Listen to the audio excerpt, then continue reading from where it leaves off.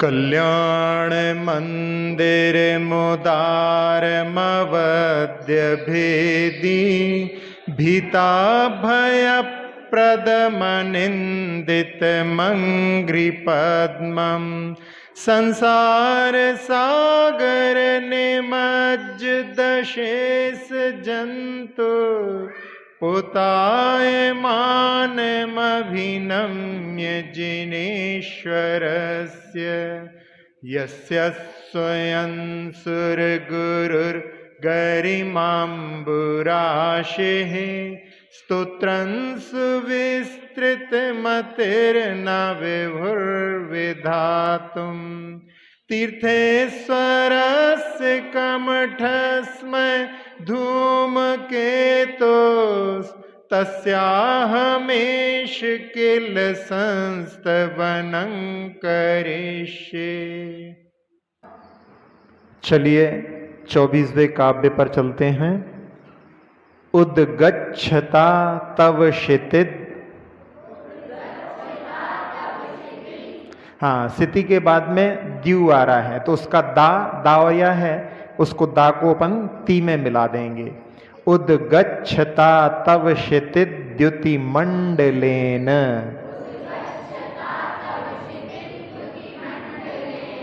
उद्गच्छता तव क्षितिज द्युति मंडलेन।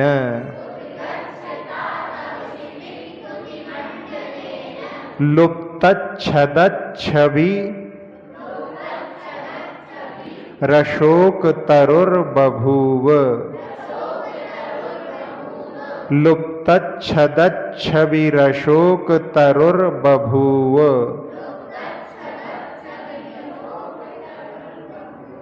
सानिध्यतोऽपि यदि वा तव वीतराग।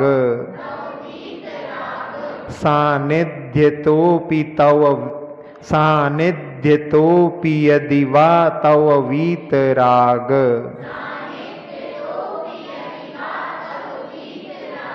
नीरागतां व्रजति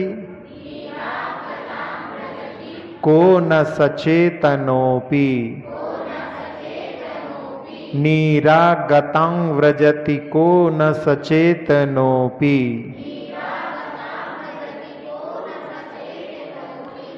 उद्गच्छता तव क्षितिद्युतिमण्डलेन।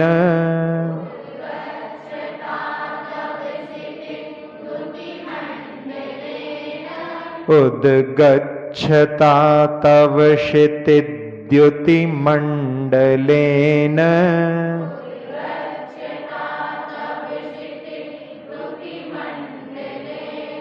लुप्तच्छदच्छविरशोक तरुर्बभूव।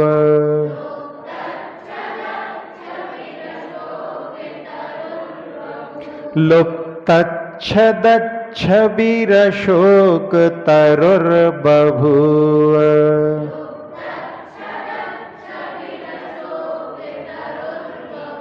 सानिध्यतोऽपि यदि वा तव वीतराग।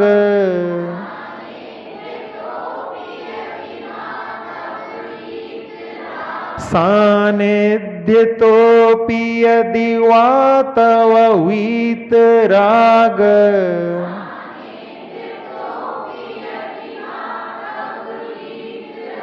नीरागतं व्रजति को न सचेतनोऽपि।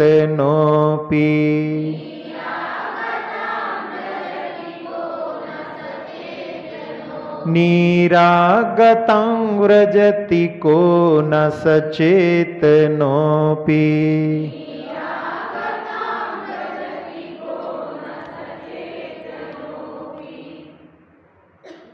इस काव्य में भामंडल प्रातिहार का वर्णन है।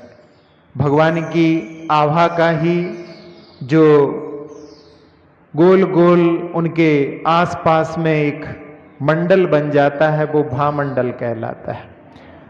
और उसके लिए आचार्य कुमुदचंद्र महाराज कह रहे हैं उद्गच्छता, जो स्फुरायमान है, जिसमें से तेज निकल रहा है, तव क्षिति द्युति मंडलेन, आपका जो आभा का मंडल है उसके द्वारा अशोक तरु लुप्त छदत छवि, यानी उसके कांतिहीन पत्रों वाला बभूव हो गया है। यानी अशोक वृक्ष के पत्तों की जो कांति थी वो फीकी पड़ गई, उसकी लालिमा दूर हो गई। यदि वह अथवा ठीक ही है, वीतराग भगवान का संबोधन, हे वीतराग, हे राग द्वेष रहित से देव, तब सानिध्यता अपि, आपके सानिध्य से, आपकी समीपता मात्र से ही, कह सचेतना अपि नीरागताम ना ब्रजति, आपके समीप में, आपकी सामीप्यता से ऐसा कौन सचेतन होगा जो राग रहित पने को, यानी ललाई रहित पने को, नीरागता को प्राप्त नहीं होगा, अर्थात अवश्य होगा। जो भी आपके सानिध्य में आएगा आपका प्रभाव उस पर अवश्य पड़ेगा, वो भी अपने राग में कुछ ना कुछ कमी अवश्य ही प्राप्त करेगा। भगवान की आराधना करने वाला अपने शरीर के प्रति, अपने वस्त्रों के प्रति, अपने आभूषण के प्रति, अपने घर के प्रति, अपने परिवार के प्रति कुछ ना कुछ राग की कमी तो अवश्य ही, क्योंकि यदि भगवान के प्रति राग हो गया है तो बाकी सब जगह से राग अपने आप ही वहां पर अवश्य ही कुछ ना कुछ संकुचित होगा ही होगा।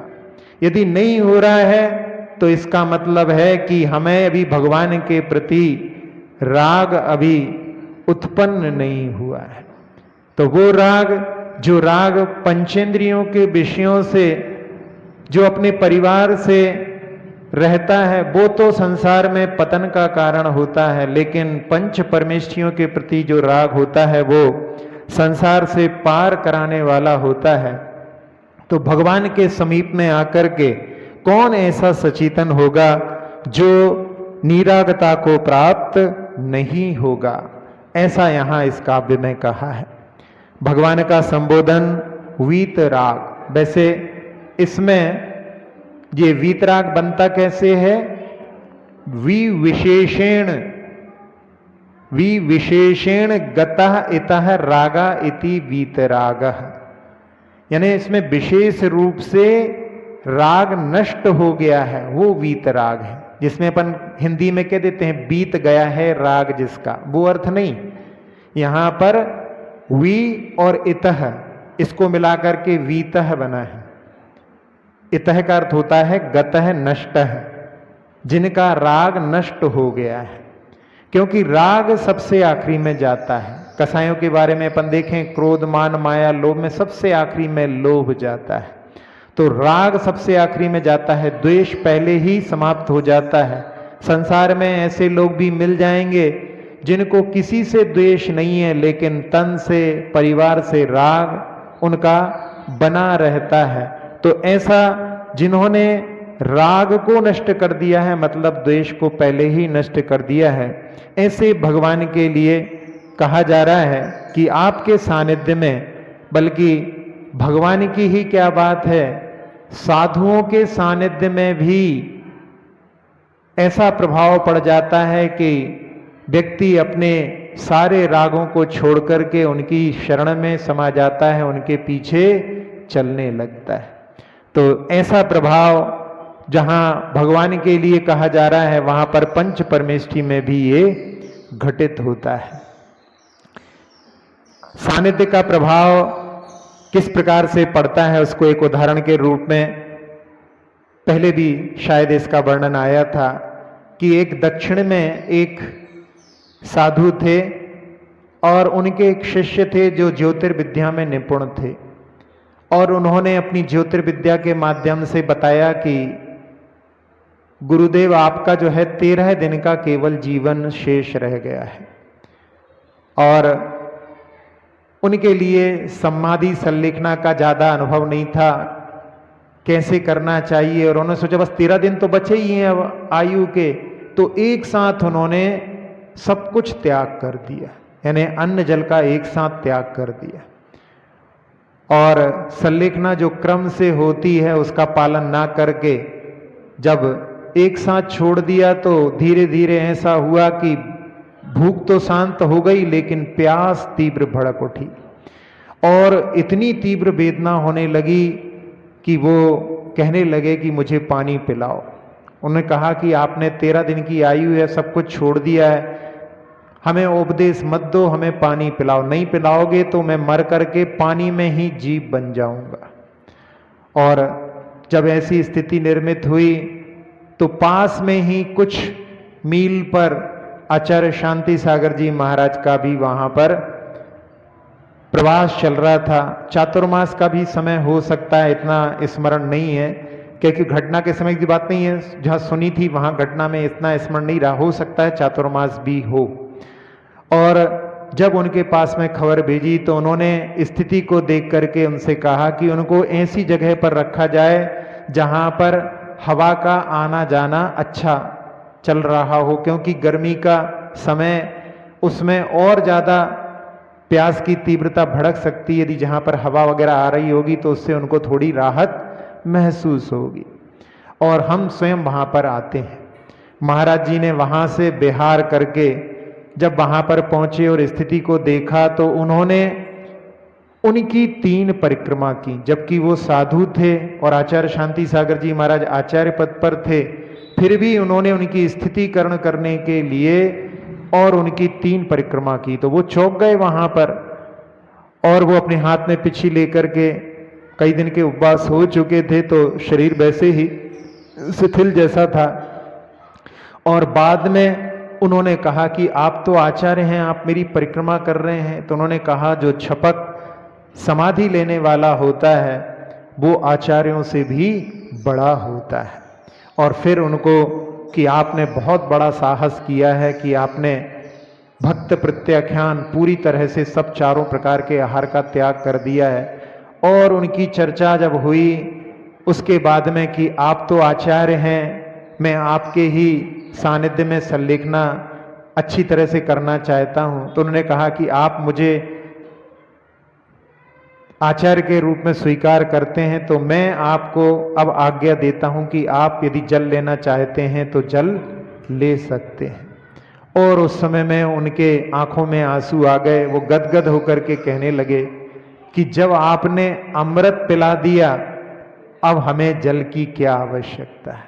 ऐसे उनके परिणामों में वहां पर निर्मलता आ गई और अच्छी तरह से उनकी जो संलेखना जो बीच में विघ्न उत्पन्न हो गया था उन के सानिध्य में, उनके प्रभाव से, उनकी आभा मंडल के प्रभाव से, जहां पर जो कह रहे थे कि मैं पानी में जाकर के मगरमच्छ बन जाऊंगा, ऐसे भाव हो गए थे। और बाद में उन्होंने जो त्याग किया था उसके प्रति बड़े उत्साह के साथ में वहां पर उसको सानंद संपन्न किया। तो इस प्रकार का प्रभाव जहां पर पंच परमेष्ठी के सानिध्य में भी जो मन में राग उत्पन्न हो गया है वो भी दूर हो जाता है। तो भगवान के लिए जो कहा जा रहा है उसका प्रभाव तो विशेष रूप से अपन देख ही सकते हैं।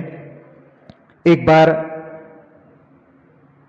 गुरु नाम गुरु आचार्य ज्ञान सागर जी के भी गुरु, या कहें अपन आचार्य शांति सागर जी के शिष्य वीर सागर जी, उनके शिष्य शिव सागर जी, वो एक बार मुक्तागिर से खाते गांव की ओर बिहार कर रहे थे, जो लगभग 300 किलोमीटर का रास्ता है जिसमें कोई भी जैन समाज नहीं।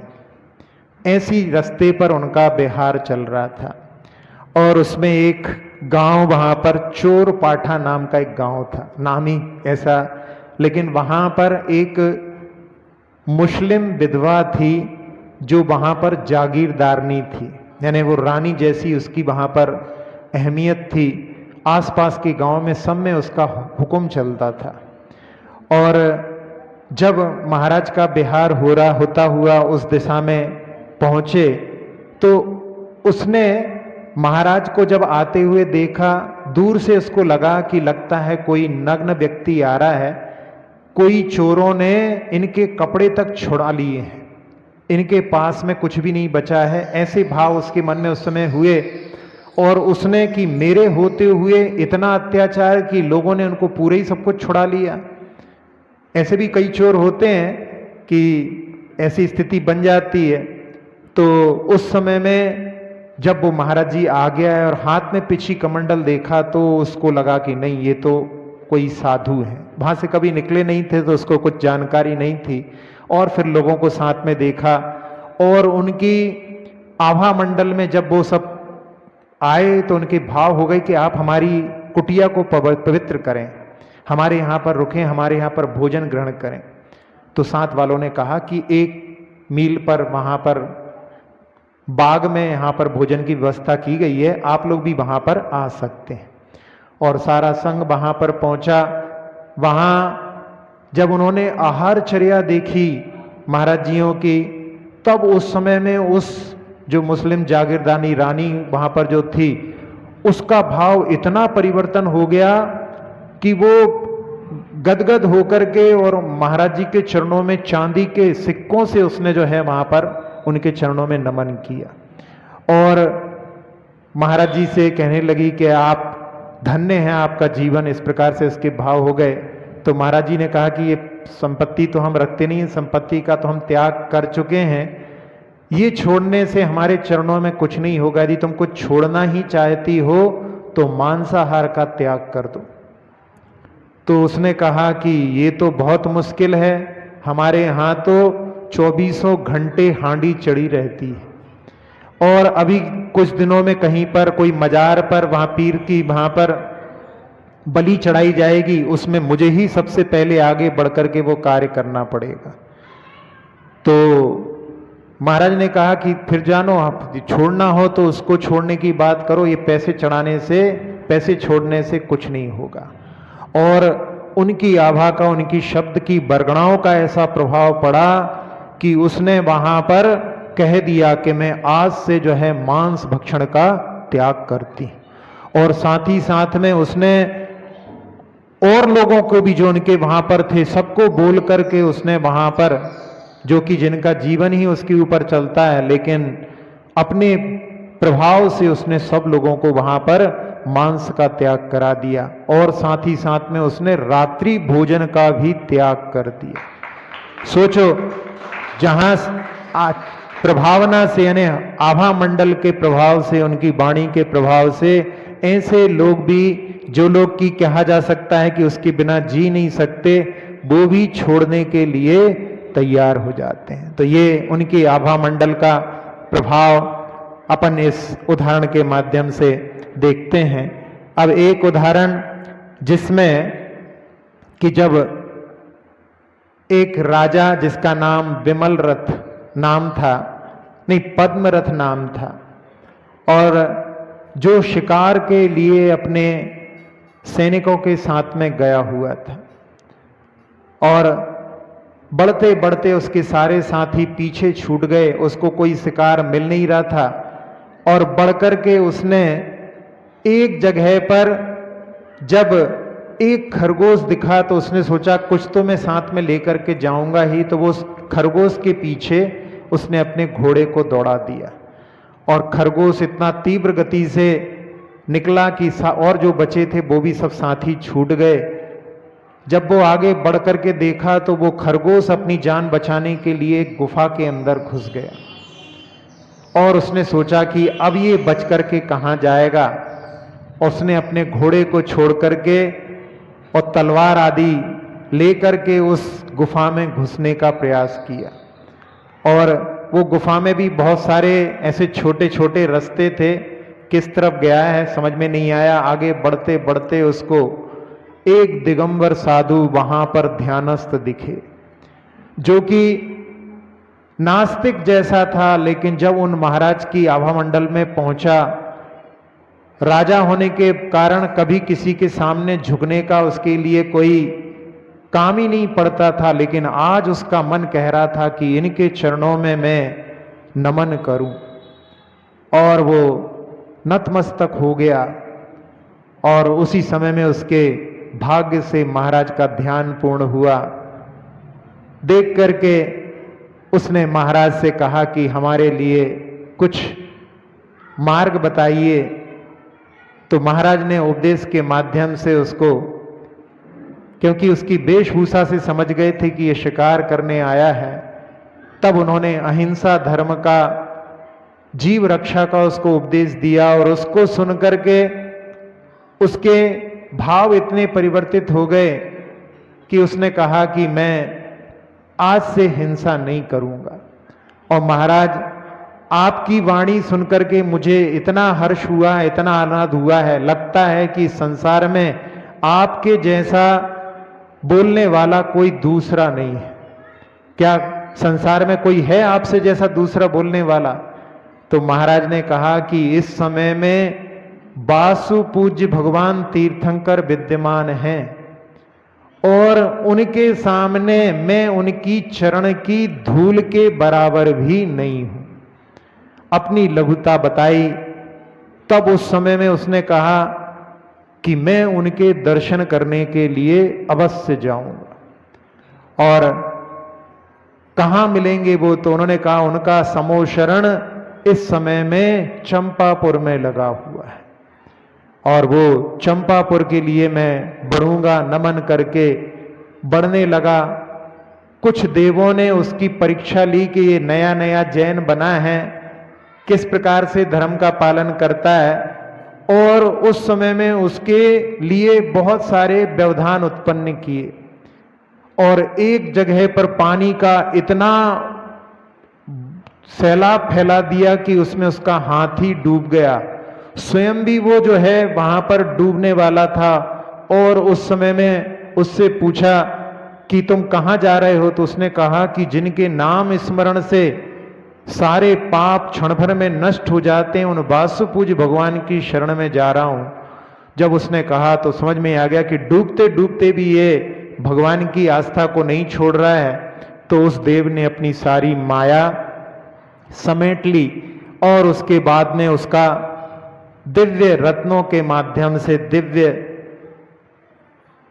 आभूषणों के माध्यम से उसका सम्मान किया। तो वो जब भगवान वासु पूज्य के समोशरण में पहुंचा और वहां पर जाकर के दर्शन करके उनकी वाणी का लाभ प्राप्त किया और उनके चरणों में समर्पित होकर के, दीक्षित होकर के और गणधर पद से विभूषित हो गया। 2 दिन पहले जो 7 व्यसनों में, 5 पापों में लिप्त था, एक मुनिराज के सानिध्य में आकर के उनकी आभा मंडल का ऐसा प्रभाव उसके जीवन पर पड़ गया कि उसने सब कुछ जो कि दुर्गति का मार्ग था, सारे द्वारों को बंद करके और मुक्ति के मार्ग को खोल लिया। और गणधर जो होते हैं वो नियम से मुक्ति को प्राप्त होते हैं। भगवान महावीर के कितने गणधर हुए? 11 गणधर में 3 गणधर तो भगवान महावीर के बाद में मुक्ति को प्राप्त हुए हैं। 8 गणधर भगवान महावीर के रहते रहते ही मुक्ति को प्राप्त हो चुके थे। जो 3 अनुबद्ध केवली हैं उसमें, वो 3 अनुबद्ध केवली में जम्बू स्वामी तो गणधर नहीं थे, तो उसमें गौतम स्वामी और सुधर्मा स्वामी, ये 2, बाकी 9 पहले जो है मुक्ति को प्राप्त हो चुके थे। जम्बू स्वामी गणधर के रूप में नहीं है। तो इस प्रकार से उनके पहले ही 9 गणधर मुक्ति को प्राप्त हो गए थे। तो उस पद्मरथ राजा ने भी एक बार में भगवान मुनिराज के दर्शन करके और किस प्रकार से उनकी आभा का प्रभाव प्राप्त करके मुक्ति को प्राप्त कर लिया।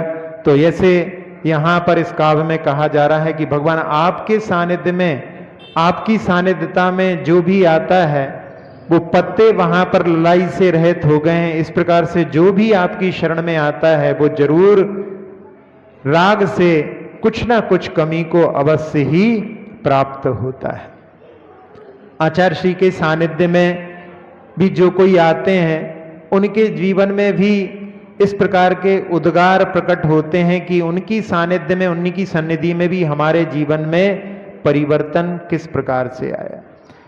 एक उज्जैन के एक प्रोफेसर हैं जिनका नाम है आचार्य राममूर्ति त्रिपाठी, जिन्होंने आचार्य श्री की जो मूक माटी की समीक्षाएं हैं, जो मुनि श्री अभय सागर जी महाराज ने जिनका संपादन करने के लिए उनको मुख्य संपादक बनाया था, और उसमें मुख्य संपादक के रूप में ये त्रिपाठी जी रहे हैं, उन्होंने आचार्य श्री के बारे में कहा, समीक्षा में उन्होंने भी वहां पर लिखा कि आचार्य श्री के शरीर से एक ऐसा तेज फूटता है, वैसा तेज संसार में कहीं अन्यत्र देखने को नहीं मिलता। उनके शरीर से ऐसा तेज फूटता है और उनके ऊपर एक रसना इंद्री का और एक काम वासना का जैसे कोई प्रभाव ही नहीं है। उन्होंने उदाहरण दिया कि जैसे कमल का पत्र जल से निर्लिप्त रहता है, उस प्रकार से उनका इन दोनों चीजों का कोई भी प्रभाव नहीं पड़ता और उनके सानिध्य में जितनी देर बैठे रहते हैं तब तक उनका प्रभाव हमारे ऊपर भी ऐसा पड़ता है कि हमारा मन भी इन दोनों चीजों के प्रति वहां पर विकार को ग्रस्त नहीं होता। और साथ ही साथ में एक अपने यहां पर साधु के लिए यथाजात कहा जाता है। यथाजात क्यों कहते हैं? क्योंकि जैसे अभी अभी उत्पन्न हुआ शिशु बिल्कुल निर्विकार रहता है, ऐसे साधुओं के लिए निर्विकार कहा जाता है। तो उन राम त्रिपाठी ने भी वहां पर कहा कि उनका शिशु भाव दर्शनीय है, यानी उनमें जो बचपन, जो छोटा सा बच्चा होता है, उस प्रकार से निर्विकार भाव उनका देखने योग्य है, दर्शनीय है। तो जो उनके पास में आता है उनका प्रभाव भी उनके ऊपर पड़ता है।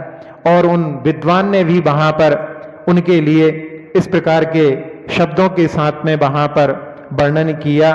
तो इस प्रकार से इस काव्य के माध्यम से भगवान की आभा का तो प्रभाव पड़ता ही है, पंच परमेष्टि की भी आभा मंडल का प्रभाव किस प्रकार से लोगों के ऊपर पड़ता है, ये हम इस काव्य के माध्यम से देख रहे हैं। जिसमें कि हमने पिछली बार बताया था कि क्लियन फोटोग्राफी एक होती है जिसके माध्यम से ऑरा की फोटो भी आ जाती है, और ऑरा की जो फोटो आती है उसमें कैमरे भी स्पेशल होते हैं और उनके माध्यम से जो ऑरा को भी स्कैन कर लेते हैं। ऐसे कैमरा के माध्यम से व्यक्ति के भी ऑरा को वहां पर केंद्रित किया जा सकता है। जब व्यक्ति बोल रहा होता है उस समय में उसका ऑरा अलग रहता है, और वही जब कायोत्सर्ग करने लगता है तो उसके ऑरा में परिवर्तन आ जाता है। मतलब हम बोलने के समय में अपनी जो ऊर्जा रहती है उसका एक चित्रण अलग होता है, लेकिन जब ध्यानस्थ होते हैं तो उसके माध्यम से उसमें बहुत परिवर्तन आ जाता है। तो इस जो क्लियन फोटोग्राफी के माध्यम से भी ऑरा को भी वहां पर देखा जा सकता है, जिसमें आचार्य श्री के भी दिल्ली के किसी फोटोग्राफर ने फोटो खींच करके बताया कि दुनिया में सर्वश्रेष्ठ उनका ऑरा है। इस प्रकार के उनकी कितने निर्मल परिणाम है, उसका प्रभाव दूसरों पर किस प्रकार से पड़ता है, ये भी अपन इसके माध्यम से देख सकते हैं। जब आचार्य श्री यात्रा करते हुए, शिखर जी की यात्रा करते हुए कलकत्ता की ओर गए थे, उस समय में गृह मंत्री थे प्रकाश चंद जी सेठी, और उन्होंने आचार्य श्री के लिए श्रीफल इसलिए चढ़ाया था कि आपको कलकत्ता नहीं आना है, इसके लिए श्रीफल चढ़ाया था। लेकिन आचार्य श्री को तो जहां जाना है तो जाना है, कौन रोक सकता है। और वो कलकत्ता जब गए थे तो उस समय में पहली बार कहते हैं वहां पर हावड़ा ब्रिज पर ट्रैफिक बंद हुआ था, और अगले दिन जब पेपर में वहां पर खबर आई थी कि उन वीतराग प्रभु का प्रभाव जो वहां पर पत्रकार हैं उनके ऊपर भी कैसा पड़ा, तो उन्होंने लिखा था अगले दिन समाचार में कि एक ऐसा योगी, एक ऐसा साधु इस कलकत्ता में आया है कि जिसको तो सारे कलकत्ता ने देखा लेकिन जिसने किसी को नहीं देखा, क्योंकि उनकी दृष्टि अपने 4 हाथ जमीन देख करके चलने की थी। कौन यहाँ पर हमें देख रहा है, ये उनकी दृष्टि नहीं थी। तो इस प्रकार से उनकी चर्या का प्रभाव वहां पर उस पत्रकार की नजरों पर भी पड़ा कि वीतरागता या साधुता क्या होती है। वास्तव में ऐसा प्रभाव जब साधुओं का, आचार्यों का होता है तो भगवान का, आभा मंडल का क्या प्रभाव होता होगा, जो उनके समूह शरण में जहां भी पहुंच जाते हैं उनकी आभा से सरावर होकर के वो भी अपने अपने परिणामों में कितनी निरागता को प्राप्त कर लेते हैं कि बहुत सारे जीव तो उनके चरणों में ही समर्पित होकर के और वहीं पर अपने मुक्ति के मार्ग को प्रशस्त करके मुक्ति को भी प्राप्त कर लेते हैं। ऐसा ये आभामंडल का भामंडल प्रातिहार का वर्णन अपन इस काव्य के माध्यम से देख रहे हैं। उद्गच्छता तव क्षितिद्युति मंडलेन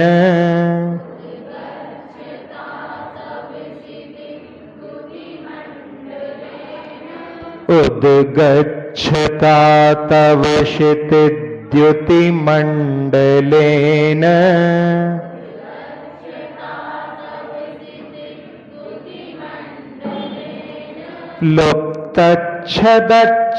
लुप्तच्छदच्छवीरशोक तरुर्बभूव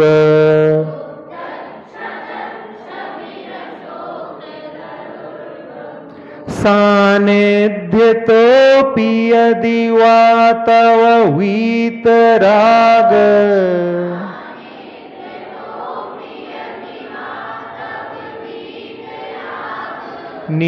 निरागतां व्रजति को न सचेतनोऽपि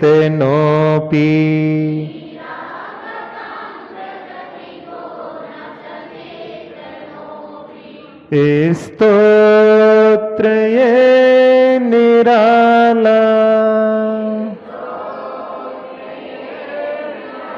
सब दुख को हरने वाला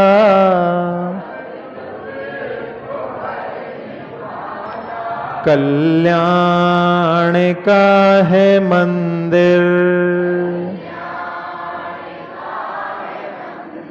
प्रभु गुण की है ये माला स्तोत्र ये निराला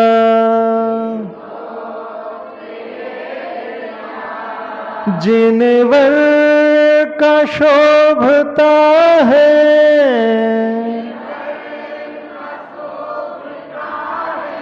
उज्जवल प्रभा का मंडल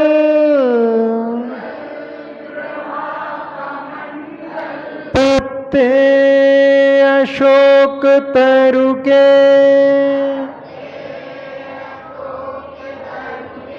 खोते हैं कांति प्रतिपल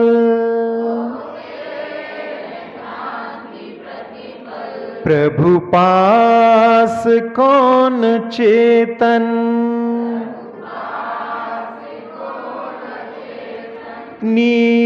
निरागता न ढाला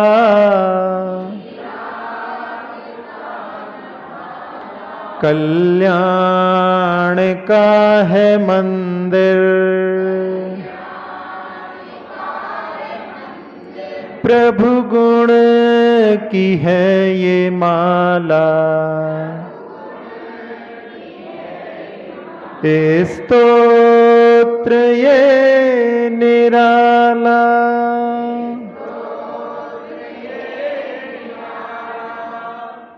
अक्षर पद मात्रा से दूषित वचन अगर ममहीन रहे और प्रमाद कषाय के वश में सम्यक अर्थ विलीन किए जिन वाणी माता मेरी उन सब त्रुटियों को क्षमा करें दें आशीष शीघ्र हम सबको केवल लब्धि रमा मिले प्राप्त हमें हो बोधि समाधि परिणामों की शुद्धि हो निज आत्म उपलब्ध हमें हो शाश्वत सुख की सिद्धि हो चिंतित वस्तु दात्री माता चिंतामणि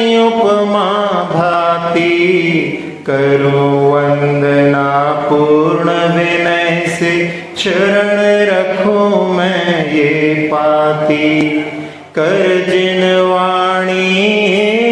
स्तुति तन की ममता टार, महामंत्र का जाप अब सभी जपें नव बार।